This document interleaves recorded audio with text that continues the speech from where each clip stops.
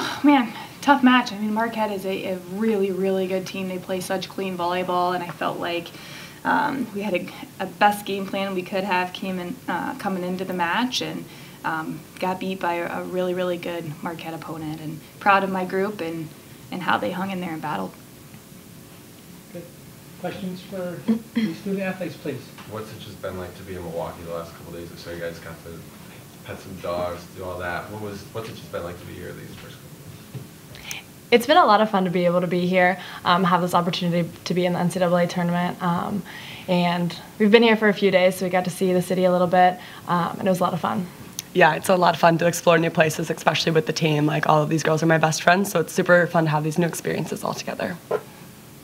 Carson had a pretty good game for Marquette. What was just so difficult to defend her from the middle? She's number 12. Sorry. Yeah. She's a really good middle. She would just outreach us a lot, or they had a great setter-hitter connection, and it was hard to get touches on. Mm-hmm. You guys did pretty well. Just keeping it close in the first set. What was working so well for you guys in that first set before Marquette kind of just took it away? Something that we really put emphasis on is serve, pass, and defense, and when those things are on, that's when we're really clicking. And I think in the first set, that's when we were really on with our serve, pass, and defense and being aggressive and going after it, and then it kind of fell off towards the end. Take me back to Sunday. What was that moment like when you guys saw, were you expecting it or hoping for it? I mean, what was that moment like when you saw the name called? It was one of the best feelings that I've ever had. It was so exciting to see our name pop up on the screen, and to be able to do it with all my best friends and look around and be like, this is a really cool experience. Yeah, and we knew we had a chance, but we didn't know for sure if we were going to be in it. So seeing our name pop up, it was just so rewarding to know that all the hard work that you put in throughout the whole year, it came down to this moment and it paid off. Yeah, it's obviously hard to get at large from the Mid-American Conference, but you guys made 3 out of 4 NCAA tournaments. I mean, what does that mean to you when you look back on your careers and realize what you guys were able to accomplish? It just kind of goes back to that all of our hard work has paid off, and the Ball State volleyball culture, we just keep wanting to build upon that and keep wanting to teach the young girls Ball State volleyball culture and hopefully continue that on. Yeah, going off that, it's just such a cool experience to be able to do all these things, being in there for 3 out of the 4 years, and just continuing on and on the tradition. And I feel like after you get that experience, you just want all your other teammates that are coming in to also have that experience. So working hard to show them and guide them the way, and going back to building on that tradition so that all those girls can also experience an experience just like this. Do you guys feel like the pieces are in place kind of moving forward for Ball State to continue competing in the Mid-American and continue to compete for NCAA tournament appearances? Absolutely. I think the coaching staff and the girls before us, they have set such a good tone, so I think that'll just continue on. Anything else for student athletes? Ladies, thank you so much. Congrats on the great team. Thank you. Thanks. See ya. Catch you later. Thanks.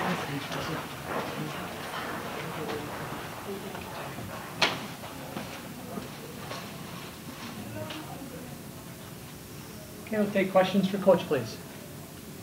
I guess the same question for you. What was just so hard to defend number 12 Carson Murray today? Because she's not necessarily Marquette's go-to attacker. I mean, if you've watched her play at all, I think she certainly is a terminal attacker for them, and they are very balanced in who they set, and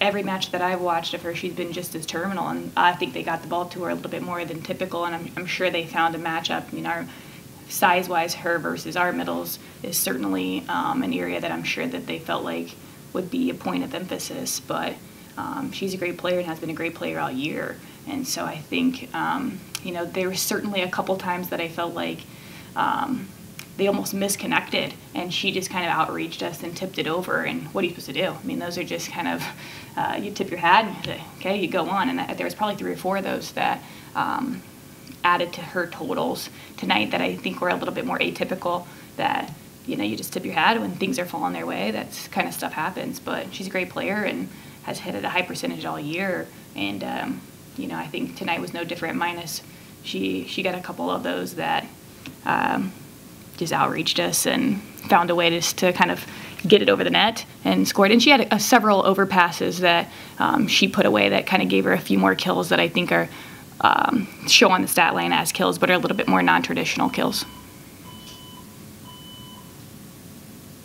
I guess take me back to Sunday. I mean, what was that? I mean, did you expect to see the name called? I know after the MAC tournament, it was kind of a uncertainty. I mean, we knew we were going to be a bubble team. We had, obviously studied the brackets, studied the RPI, studied all the things that had happened up until that point, because the final week going into that, watching all the other tournaments unfold, watching who was going to get the automatics, seeing how the RPIs are continuing to shift and move, and we knew we were going to be in a great position to be right on that bubble. And it's an interesting feeling on Sundays. You're like trying not to get your hopes up too much, but there's a reality of like, man, this is our shot. And I felt really confident that we'd put up a good body of work all year to be in a position to do that. This is an experienced group that I knew, if we given the opportunity, we'd come out here and compete like I felt like we did tonight. But it was a great feeling, like the girl said, and it's one of those things like, I'd love to have the automatics in the future, but it was a good feeling to see your name pop up, absolutely. Yeah, obviously 3 tournaments in the past 4 years. What has this group, Marie, Natalie, and all of them kind of meant to this program and elevating it to where you guys are? Yeah, this senior class has been a huge part of our success, and basically all of them had been pretty consistent 4-year starters and have played a huge role in just competing and getting our program to the next level and making this an expectation where it's not just we're hoping that we get into an expectation to be playing in a postseason. That is just a complete different mind shift of, just happy to be in, and certainly we are, but an expectation of getting in to win. And, I've just seen the evolution of each of them and what a difference that's made to, the other players that are surrounding them, to our program as a whole, to the other sports at Ball State, and just how they hold themselves, how they interact every day, because it's not just about once the season starts, it's all year. It's all year, and the second that this ends, the next group just already thinking about it. And the senior class has really set the tone of what the process is and how to go about doing that, and really, really grateful for all they've done. And they're a great group. They're a great group of people to be around, and just love each and every one of them, super proud of everything that they've done.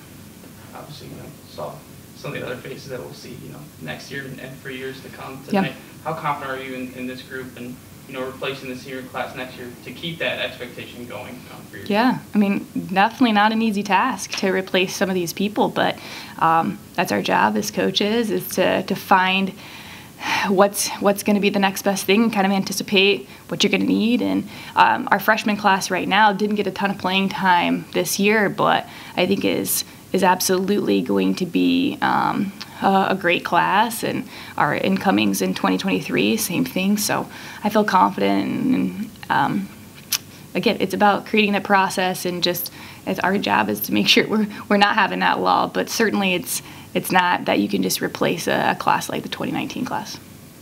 It seemed like you guys had a bunch of fans make the trip. What was it like to see all those fans here supporting you guys? We've had just such a great following all year. Our parents' support has been phenomenal from day one. And, I knew it was going to be no different tonight. And it's great to see the support and just know we're in this together. And I think that's what makes this group really, really fun, is not only the players bought in, but the parents are bought in, the families are bought in. We're all just enjoying the moment and understand that, you don't just get to be here. You earn it, and then you want to enjoy it when you're here. And I hope they did just as much as what our group did. In that second set, Marquette was really putting the service pressure, more service aces. What were they doing to give you guys such issues in that second set? Well, there's a couple of different things. I thought there's a couple of rotations where the I think it was the lefty that comes in, and she was just serving that ball that was dropping off the table quick, and she could also serve that ball deep, and so just kind of yo-yoing us back and forth was causing us a ton of problems, and her short ball was really, really effective. And so I thought that kind of kept us off balance just enough. Then I thought across the board, all 6 of their serving rotations, they've got great service pressure.